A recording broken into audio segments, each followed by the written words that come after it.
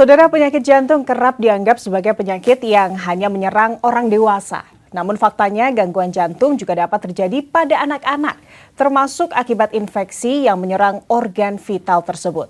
Sayangnya saudara, gejala infeksi jantung pada anak seringkali tidak disadari karena mirip dengan penyakit infeksi biasa, seperti demam, berkepanjangan, lemas, atau nafsu makan yang menurun. Jika tidak terdeteksi dan ditangani sejak dini, infeksi jantung pada anak dapat menimbulkan komplikasi serius yang berdampak pada tumbuh kembang hingga keselamatan jiwa anak. Karena itu, saudara, penting bagi orang tua untuk mengenali gejala, faktor resiko, serta langkah pencegahannya. Lantas, apa sebenarnya infeksi jantung pada anak? Apa saja tanda-tanda yang harus diwaspadai dan bagaimana cara melindungi buah hati dari resiko penyakit ini? Untuk membahasnya, saudara, pagi hari ini telah hadir bersama kami Dr. Putria Rayani Apanti, SP.AK MKes, anggota Unit Kerja Koordinasi Kardiologi Ikatan Dokter Anak Indonesia atau IDAI. Selamat datang, Dok. Selamat datang. Selamat pagi. Ya, selamat pagi. Kabarnya bagaimana, Dok? Sehat ya? Alhamdulillah baik. Ini menarik ya, Dok, bagaimana kita akan berbincang tentunya menggali lebih dalam tentang penyakit infeksi jantung pada anak yang tentunya perlu diwaspadai karena gejalanya tadi mirip dengan infeksi biasa begitu ya, Dok ya, sehingga dikhawatirkannya jika tidak teratasi atau tidak terdeteksi oleh orang tua kan ini bisa bahaya begitu ya. Tapi mungkin bisa dijelaskan sebelumnya, Dok, mungkin masih banyak masyarakat yang juga belum mengetahui sebetulnya penyakit infeksi jantung itu tuh seperti apa sih, Dok? Oke, ya terima kasih ya. Untuk infeksi jantung pada anak ya, apakah itu mungkin menurut definisi itu adalah infeksi yang disebabkan oleh kuman. Kuman itu bisa virus atau bakteri ya, ataupun adanya penyakit peradangan yang memang menyerang struktur jantung. Apa saja struktur jantung yang dapat diserang oleh kuman itu? Biasanya jantung itu ada 3 struktur ya, ada endokardium, itu adalah struktur paling dalam ya. Yang paling sering dikenal itu adalah endokarditis infektif ya. Jadi itu adalah infeksi di bagian dalam organ jantung. Setelah bagian dalam, bagian tengah itu ada otot jantung. Ketika itu infeksi, namanya adalah miokarditis. Ya, kemudian yang paling luar itu adalah bagian selaput jantung, itu pun bisa terkena infeksi, namanya perikarditis. Ada pula infeksi pada jantung yang namanya penyakit jantung rematik, itu disebabkannya adalah infeksinya dulunya di tenggorokan. Kemudian karena ada reaksi autoimun dengan tubuh, dia kemudian menyerang di organ jantung, biasanya di katup jantung. Itu yang mungkin yang paling akan digarisbawahi dan memang juga berbahaya, memang semuanya juga berbahaya ya.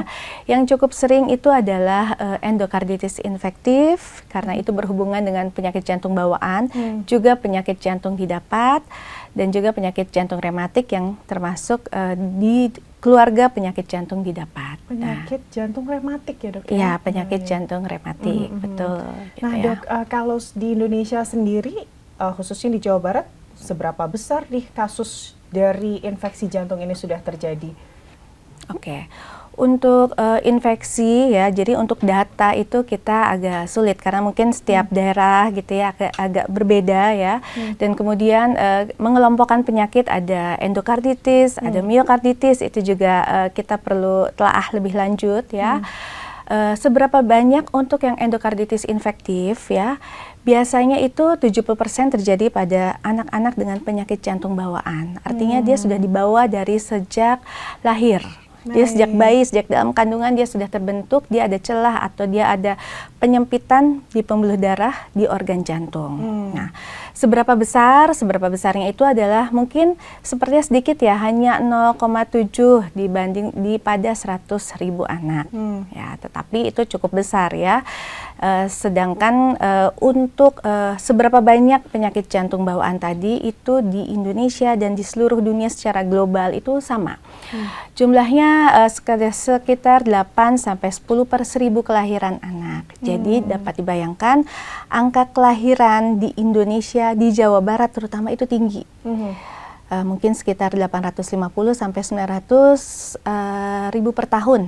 Jadi dapat dibayangkan 10 dari 1000 kelahiran itu menderita penyakit jantung bawaan. Jadi kalau dia 900.000 kelahiran, ya dia ada 900 anak per tahun hanya untuk di Jawa Barat yang dengan penyakit jantung bawaan. Di mana sangat berisiko, 70% itu menjadi infeksi tadi, endokarditis infektif, yaitu penyakit yang biasanya disebabkan bakteri menyerang organ jantung, terutama pada penyakit jantung bawaan yang bocor ya, tipe yang bocor ataupun yang penyempitan pembuluh darah itu sangat beresiko. Oke, trennya sejauh ini seperti apa, Dok? Penyakit infeksi dan jantung ini apakah selalu ada kenaikan atau bagaimana? Nah, untuk trennya itu memang sampai sekarang ini berhubungannya dengan kebersihan, ya, terutama kebersihan di daerah gigi, telinga, ya, dan infeksi paru-paru juga, ya. Tetapi yang paling sering itu adalah karena infeksi dari gigi dulu, nah, kemudian dia bisa menyerang ke jantung. Seberapa sering? Nah, inilah yang seberapa sering ini yang jadi setiap kita tuh bahkan bisa dalam 1 bulan itu atau dalam 2 bulan tuh ada 1 atau 2 yang dikonsulkan ke saya ya di rumah sakit itu dengan endokarditis infektif tadi. Ya. Berbeda, mungkin yang lebih sering lagi adalah yang penyakit jantung rematik tadi, karena di kita itu di Indonesia terutama itu endemis ya, kita masih banyak sekali yang terserang penyakit jantung rematik. Oke, ini tentunya perlu diwaspadai ya, betul. Terutama untuk orang tua dan masyarakat Jawa Barat secara umum. Kita juga ingin tahu gejala awalnya seperti apa yang perlu diwaspadai, tapi kita akan bahas usai jeda ya, Dokter ya. Saudara, jangan kemana-mana karena usai jeda kami masih akan kembali. Tetaplah di Sapa Jabar.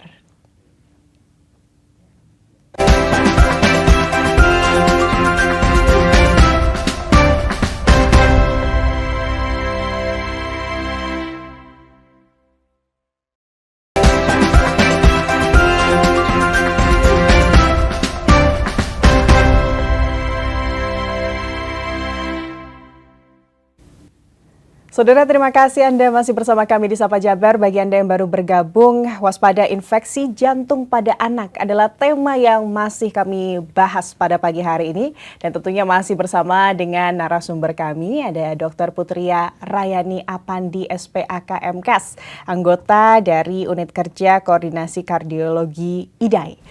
Dok, tadi bagaimana sebetulnya penyebab utamanya ini sudah dijelaskan begitu ya. Tapi tentunya yang perlu diketahui oleh masyarakat luas ini gejala awal apa sebetulnya yang perlu diwaspadai orang tua agar kemudian bisa mendeteksi infeksi jantung ini lebih dini pada anak mereka. Oke. Ya, untuk infeksi endokarditis infektif ya yang disebabkan oleh penyakit jantung bawaan, ketika dia sudah terjadi endokarditis infektif, gejala utamanya adalah demam. Ya. Demamnya itu lama ya, jadi sampai dia 5 sampai di atas 5 hari itu masih demam, ya.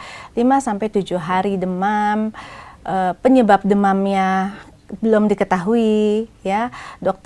Mungkin dokter anaknya sudah memberikan cairan yang cukup, obat penurun demam, antibiotik, tapi demamnya tidak kunjung turun. Nah, ini adalah salah satu yang harus kita waspadai dan kita curigai sebagai endokarditis infektif tadi. Di samping itu, gejala juga ada anaknya berdebar, ya.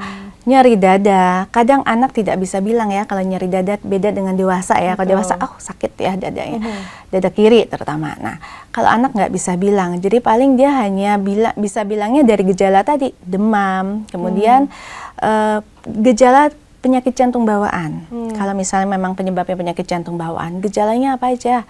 Gejalanya itu yang paling sering itu adalah berat badan yang sulit naik. Ya, itu yang paling sering. Kemudian yang lain apalagi sih? Bisa kebiruan, bisa mudah lelah ketika aktivitas. Nah, bagaimana sih kalau mendeteksi bayi dia mudah lelah aktivitas sementara dia belum aktivitas? Untuk bayi, kita mendeteksinya dengan kemampuan dia meneteh, menyusui. Ya, bayi itu kalau misalnya menyusui ketika lapar kan dia ibunya pasti bilang rampus, artinya dia minumnya kuat. Ya, tapi kalau ibunya bilang ini setiap meneteh dia dilepas lagi. kecapean, istirahat, nanti netek lagi. Kenapa ya dok? Gitu ya. Itu adalah salah satu yang dicurigai untuk penyakit jantung bawaan. Tapi kemudian untuk menuju apakah dia endokarditis atau infeksi dari jantung tadi, yaitu demam. Gitu. Jadi kita jangan menyepelekan demam ya. Apalagi mungkin demam nanti juga turun. Demam nggak usah pakai antibiotik. Itu apa antibiotik itu? Nah itu yang sering kecolongan tuh dari situ, gitu ya. Dan terutama untuk tadi infeksi yang kedua yang cukup sering juga adalah penyakit jantung rematik. Itu awalnya adalah infeksi tenggorokan. Ya memang ini kalau ini tuh penyakit jantung rematik tuh bukan penyakit jantung bawaan. Dia didapat. Jadi dia lahir jantungnya sehat.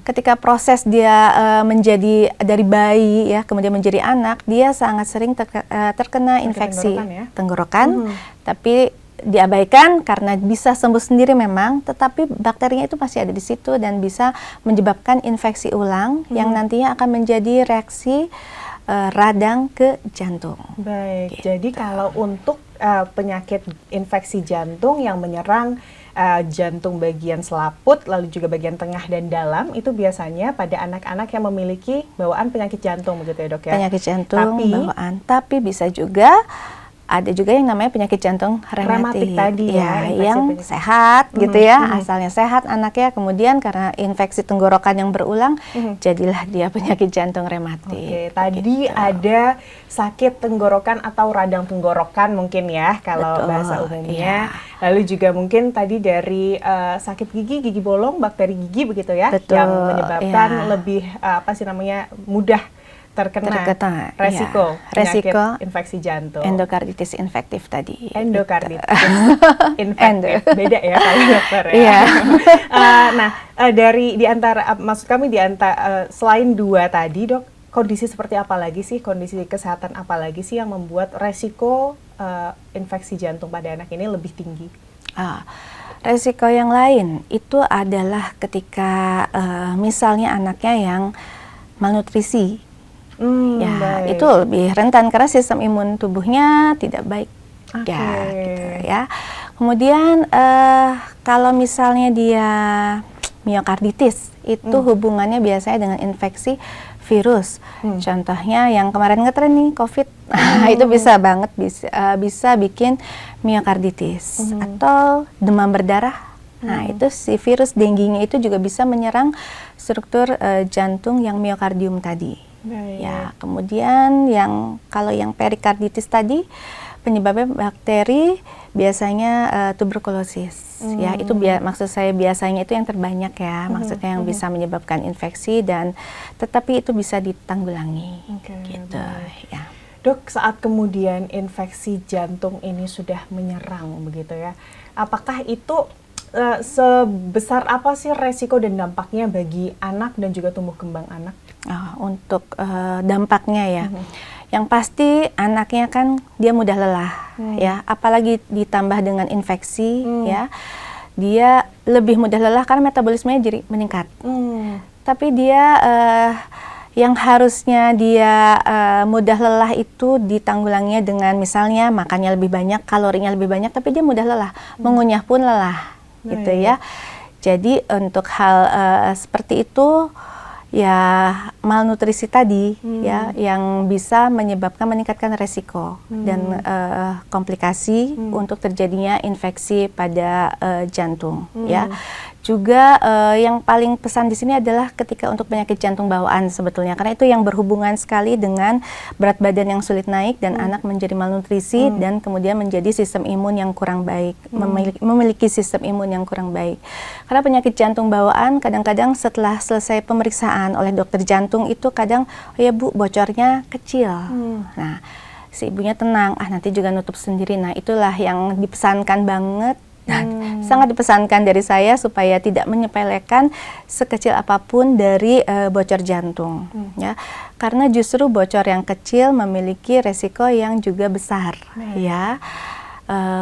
Untuk endokarditis infektif atau infeksi pada jantung karena penyakit jantung bawaan tadi, komplikasi yang sangat berbahaya ya, dan bagi tumbuh kembang anak nanti terganggu itu adalah dia bisa menjadi stroke.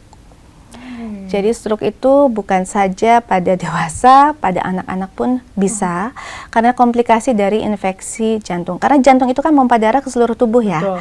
Sekali dia memompa darah, dia akan masuk ke otak, kemudian darahnya masuk ke tangan kiri kanan, kemudian ke organ perut, ginjal, dan kemudian organ kaki. Ketika bakteri yang dia lemparkan, nah bakteri itu bila akan mengendap di otak malah jadi stroke. Mengendapnya di ginjal, anaknya bisa menjadi gagal ginjal. Kemudian mengendap di organ-organ lain bisa terdampak kerusakan organ. Oke, baik. Kita ingin tahu juga proses diagnosanya seperti apa yang bisa dilakukan orang tua begitu ya di luar sana. Tapi tentunya kita akan bahas usai jeda ya dok ya. Oke. Saudara jangan kemana-mana karena usai jeda kami masih akan kembali. Tetaplah di Sapa Jabar.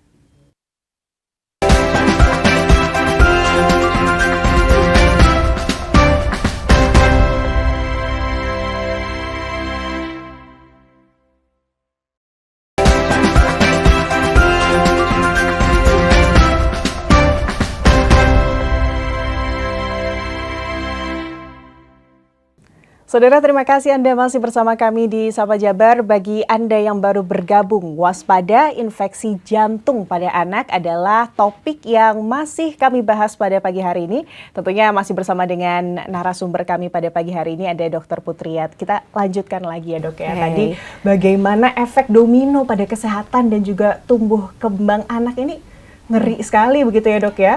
Betul. Apalagi ya, karena mengganggu tumbuh kembang anaknya. Betul. Dan betul. masa depan. Masa depan itu yang Betul, paling penting ya dok ya. Kita ingin tahu dong dok, kemudian jika sudah ada tadi kan tandanya adalah demam, bayi gampang lelah. Saat kemudian sudah ada tanda-tanda ke situ nih, cara mendiagnosanya seperti apa yang harus dilakukan oleh orang tua ya dok? Oke. Biasanya kalau orang tua sudah menyadari ada yang kurang baik ya, dari anaknya, misalnya demam, pastikan dia akan ke dokter ya. Kemudian dari dokter anak itu pastinya akan memeriksa, pastinya akan anamnesis dulu ya. Pasti akan ditanya banyak sekali ya, pasti dari riwayat lahir. Makanya orang tua tuh, saya tuh sangat senang kalau orang tua itu bahkan ayahnya tuh hafal berat badan lahir. Saya senang banget. Berarti dia concern dengan anaknya. Kondisi, ya. Saya akan tanya berapa berat badan anak ketika lahir, berapa berat badan anak ketika usia setahun, apakah naiknya baik, signifikan, dan paling senang kalau ibunya bawa buku riwayat berobat dan riwayat imunisasi, itu keren banget ya. Jadi kita bisa lihat, oh ternyata berat badan anaknya bagus, atau oh ternyata memang berat badan anaknya ini sangat susah naik. Nah, itu salah satu yang memang kita ini kan ya, itu adalah orang tua harus tahu bagaimana cara anak itu tumbuh dan berkembang. Kemudian riwayat imunisasi ya, di buku imunisasi memang tertera, tapi saya lebih senang kalau bapak ibunya sangat lengkap dan runut menyebutkan imunisasi. Nah, kemudian cara diagnosanya bagaimana lagi? Dokter anak biasanya, atau misalnya kalau orang tuanya langsung datang ke saya, pasti saya akan melakukan pemeriksaan fisis ya. Jadi yang saya periksa tentu saja dari kepala sampai kaki sebetulnya, karena penyakit jantung, infeksi jantung itu bisa menyerang seluruh organ tadi. Dia bisa ke kepala, dia bisa ke kaki, dia bisa ke ginjal gitu ya. Jadi pasti dari kepala sampai kaki. Kemudian yang saya dengarkan pastinya bunyi jantung. Ada bunyi jantung tambahan ya, yang memang pastinya dokter-dokter anak ini sudah hafal bunyinya seperti ini. Oh penyakit jantung, oh bunyi jantung tambahan sehingga harus dirujuk. Kemudian pemeriksaan selanjutnya adalah USG jantung atau kita sebutnya ehokardiografi. Ehokardiografi ya. Itu adalah USG jantung untuk melihat anatomi dan struktur jantung. Ya, memang sebelumnya yang bisa menemani USG jantung itu adalah foto ronsen. Kita lihat foto ronsen, apa sih yang kita lihat? Oh ternyata misalnya jantungnya bengkak. Nah itu kita langsung curiga, ini udah curiga banget nih, ini pasti ada kelainan jantung gitu ya. Yang lain apa? Yang lain adalah irama jantung, EKG ya. Kita lihat bagaimana, apakah jantungnya ada perbesaran. Kemudian yang diagnosa pastinya memang dari USG jantung tadi. Di USG jantung kita akan melihat bagaimana struktur jantung, apakah dia ada bocor di dinding jantung, bilik jantung, atau serambi, atau antar pembuluh darah. Ya. atau adakah penyempitan dari pembuluh darah. Oke. Nah, itu adalah diagnosis anatomi. Ya, jadi kita bisa mengetahui adanya kelainan struktur jantung, ditambah lagi adanya infeksi jantung. Infeksi jantung itu berupa namanya kita sebutnya vegetasi. Ya, jadi vegetasi yang biasanya menempel pada katup jantung atau menempel pada daerah yang bocor tadi. Nah, itulah yang kita menegakkan bahwa ini kemungkinan ke arah atau ini sudah tegak bahwa dia adalah endokarditis infektif atau infeksi jantung yang berhubungan dengan penyakit jantung bawaan ataupun penyakit jantung rematik tadi ya. Jadi itulah ya maksud saya ehokardiografi itu memang diagnosa utama kita. Ditambah kalau misalnya endokarditis infektif tadi kita harus ketemu kumannya, bakterinya, penyebabnya sehingga bisa antibiotik bisa kita berikan sesuai dengan kuman kumannya. Betul.